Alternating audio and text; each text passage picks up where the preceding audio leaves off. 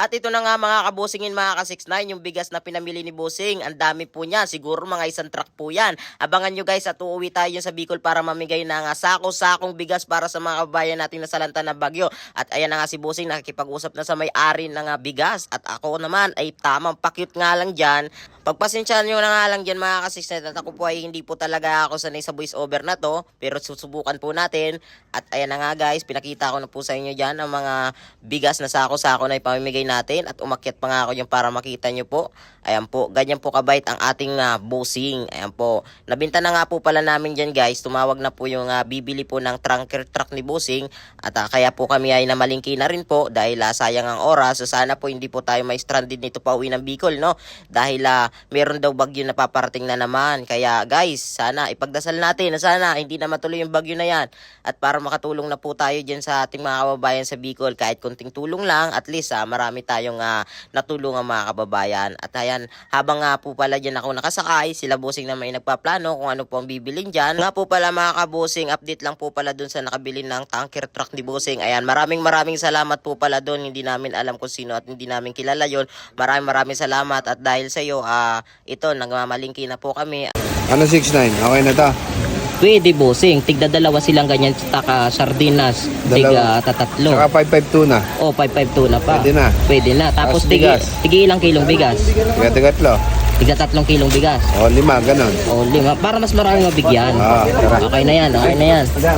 At ayun na nga mga kabusing, nakapag-decide na si Busing na yun na lang daw ang kunin dahil baka gabihin po kami dahil magre-repack pa po kami dyan. Ang dami pang re-repack, kasama na po dyan ng mga sako-sakong bigas na re-repack mamaya. At habang mimili pa si Busing dyan at dadagdagan niya pa daw para po marami pong pang-ulam yung mga bayan natin dyan sa Bicol. Kasama natin dyan si Brownie TV, huwag nyo napansinin ang ilong niyan dahil pangaw yan, sumasayaw-sayaw pa nga yan dyan. So yun lang mga kabusing, mamaya i-update ko po kayo dyan sa pagre-repack po namin. Bye-bye! At ito na nga guys, inumpisahan na namin i-repack ni Busing kasama ang ating team. Ayan, kung makikita nyo po ay nakaripak na po yung iba. Buti nga may tumulong sa amin sa pagripak ng bigas at yan mga dilata at iba pa. Dahil sa sobrang dami po kasi yan, hindi po namin kakayanin yan. Kaya naman tumulong na po sila. Sana hindi po tayo gabihin ito. At ito na nga ang update natin mga ka-69 pagdating natin sa Naga Kamsur. Ito nga po sila at nag-aayos nga po sila dito ng kanilang mga gamit. Grabe ang nangyari dito. Hindi ko talaga mapigilan yung pagluha ko nung nakita ko yung ganitong pangyayari dito sa ating mga kababayan. Grabe yung dala ng bagyong Christine na to.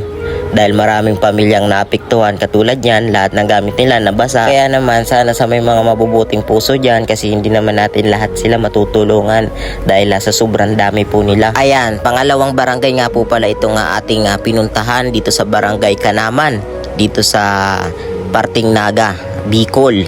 Dito po yan, kung saan napakahaba pong pila. At hindi lang po yan, dahil maya't maya ay nagsidatingan pa yung iba dyang mga tao dahil sobrang nangangailangan po talaga sila ng bigas. Ayan po ang ating mahal na Busing. Namimigay po siya dyan sa taas na relief good. At makikita nga natin ang saya sa kanilang mga mata. Kahit anong pagsubok ang dumating, basta't sama-sama lahat makakaya at lahat malalagpasan ang pagsubok na dumarating sa ating buhay. Natural lang yan, ganyan talaga ang buhay. Minsan nasa ilalim, minsan nasa ibabaw. Kaya masabi ko lang mga kababayan ko, always pray lang po and mag-ingat po tayo palagi and God bless you.